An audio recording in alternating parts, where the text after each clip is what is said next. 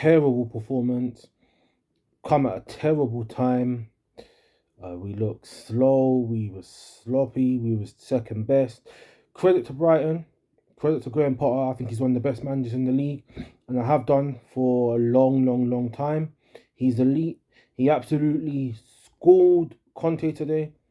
I think that's what Conte, Tuchel, Arteta, and Klopp, that he's now basically like gone to their ground and got points against. Top manager, man. But despite all of that, and despite Basuma actually having like a worldie of a game, I think he's a top midfielder. And if we can, we need to grab him in the summer, man. You know, he dunked on us and showed us like what a CM looks like. Like what that's how you play. That's what a top level central midfielder does. But despite all of that, and Brighton did deserve to win, we were really poor. We were so one dimensional. We were so easy to play against. You know, they took away the wide overloads, which we've been killing teams with recently. Um, and once that kind of happened, we had no real alternative. Games like today's, it just kind of shows you why we need a number 10. It shows you why we need more creative players, man. And it kind of shows you today, like, what's wrong with the midfield. And I don't want to I don't want to be doom and gloom. And I don't just want to bash the team because the team's been on a very good run. But you have to pick up on these things. You have to call a spade a spade. You have to be honest. You have to be objective. Everybody got too excited over, 10, 15 game, a 10, 15 game little patch we had on the content. Listen, we've still done well, and it is a one off, hopefully. But a game like today, they just exposed a lot of Spurs' weaknesses. You know, you look at the midfield, and between Højbjerg and Betancourt, they weren't scanning at all. They weren't scanning, and that just led to Emperu. It led to Basuma, and I can't remember who else was in the midfield. I think it was McAllister. It just led to them three just constantly winning the ball and constantly being able to recycle it. Um, it was terrible, man. Like, this basics of football. Look up, see who's around, create an angle to receive it, take a touch sometimes, then get it out. But they were only looking one way. They weren't looking around, and so that kind of made it easy for Brighton because they could just nip the ball as soon as it happened. As soon as those guys got the ball. And you look at games like today. Games like today is why I don't want to see Kane as a 10 long term. Like, yeah, cool, he's got part. Yeah, cool, he creates a lot of assists for Son, but Kane as a 10 is too one dimensional. If he doesn't have runners off of him, the guy is meaty as a 10. He's a number 9. That's his position. We don't need him being a number 10 because, again, when he doesn't have runners, it's pointless playing him in that position.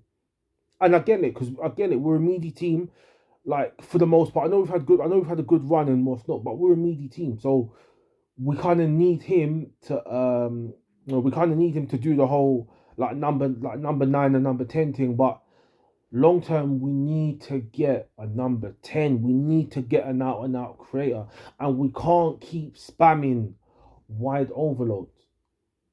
We can't. And games like today as well, it just highlights the lack of real explode, like the kind of lack of explosive forward. And I know, listen, Son's a fantastic player if you know how to use him properly. Very limited, but he's a fantastic player. But games like today, it's annoying because a game like today, if it kind of highlights, in my opinion, all of Spurs' limitations. That's why I'm kind of talking like how I'm talking. And people's gonna say, "Oh, it's one off," and they're gonna brush it off and just make it seem like it's okay. And that's just a problem with Spurs. We do this too much. We'll have a good everyone acts too short sighted, right? Everyone acts too short sighted. We have a good little patch. People get over carried away. They start over hyping and overestimating the capabilities of the team. And then what happens is we don't address things properly because because we live in the short term where we think, okay, because we're getting short term results, we're getting short term impact, we don't have anything else to work on, and then that need to just improve long term, that need to just sustain winning and develop and evolve just isn't there. So Spurs always has these spurts, and they always have these little runs, but we always kind of fall short because the long term issues never actually get addressed properly.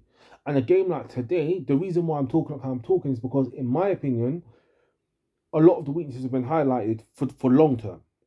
Yeah, in the short term, I think Spurs will bounce back and they'll win games and they'll do well.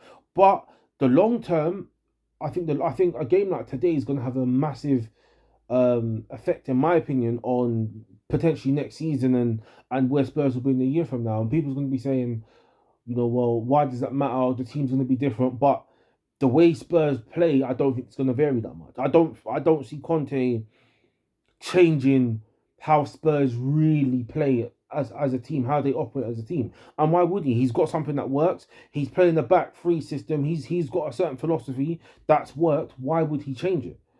But a game like today is a bit worrying because if a team like Brighton can turn up and just smoke Spurs in the way they smoke Spurs. The scoreline won't show it, but 0 shots on target. I think they had a little bit more, less than 50% possession. Spurs had 5 shots, I think, in 90 minutes. If Brighton can do that, you have to stop and think, well, what would the better teams do? What happens when Spurs have to play 2 games a week? What's going to happen next year when teams start to figure out, okay, Conte likes to use wide overloads. He likes to, and he uses Kane to. It's clear that he uses Kane to create wide overloads. So what's going to happen when teams start tactically setting up to nullify Kane, tactically setting up to stop Spurs from being able to utilize the channels? Like you saw today, Kulusevski had nothing today. He looked really bad, and that's because he couldn't come in central.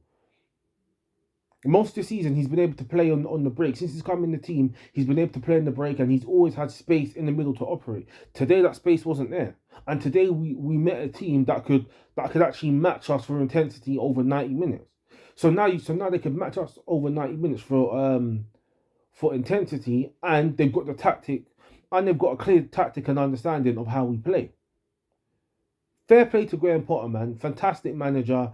And you know what? He deserves a big club. That's the honest truth. I don't want to take too much away from Brighton, because they played really well. They've done Arsenal. They've done us. That's 7 points in the last 9. So they had a little bit of a blip, but now they've recovered again. And I've said for a long time, I think Graham Potter's a fantastic manager. But Spurs have problems, man. We have our issues, and there isn't. We have our issues, and the problem for me is I don't know how we get over it long term. In the short term, yeah, cool, we can bounce back and we have time to recharge and reset. But the long term, I kind of feel like we're gonna have this conversation 12 to 18 months down the line, and that's a problem for me. That's the problem. That's why I'm kind of so concerned, because Brighton, in my opinion, have just kind of given has just kind of given everybody a blueprint on how to beat Spurs. Now, of course, listen, exceptions happen. Performance levels will always change. Intensity levels will always kind of change. But I don't know. I can't help but worry because I've seen these kind of things before. I've seen us have these runs happen under Mourinho and we lost. And in the short term we was okay. But then the long term we started to be affected because teams started to pick up on what to do to beat us. And same thing kind of happened, in my opinion, with Pochettino. And it's just this everlasting cycle. And it's got people's gonna say I'm being negative, but it's about being real. I've seen Spurs do this for too long. I'm not here to just be all good vibes and just be positive. No, I'm gonna talk on things. I'm going to talk on what I see. I'm going to talk on things that I've personally experienced with this club. And listen, it's going to come down to it's one bad game. It's going to come down to It's going to come down to the wire now because we fumbled the bag. We should have beaten Brighton, despite them being despite them having the top manager in my opinion, despite Basuma being a top midfielder and them playing really really really well. We should have beaten Brighton. Hopefully we can get Champions League football. Um, Hopefully Conte gets backed as well. Even though I've got my concerns with him, and I do think long term we might still be having the same. Long term we might be seeing a lot more of these Brighton performances. Um, Essentially he's been good, and he needs to be given a fair chance to improve this team. Hopefully we get different wing backs. Hopefully we can upgrade centre back as well. Because Dyer, look how we got spun for the goal. Loris wasn't particularly great today. Midfield didn't really create. So hopefully we can upgrade in the areas we need to be able to upgrade, and Conte understands that. But it's just so frustrating, man. I am concerned. I'm concerned for the long term being of Spurs. I am with this result, man. But anyway, moving on to the next game. Hopefully it's just a flash in the pan. Hopefully all my concerns are wrong, and in 2 years from now we're booming. I think we'll bounce back. We'll recover. Brighton's a tough team to play against. Graham Potter's a top manager. Yeah, like, comment, share, subscribe, and I'm out, man.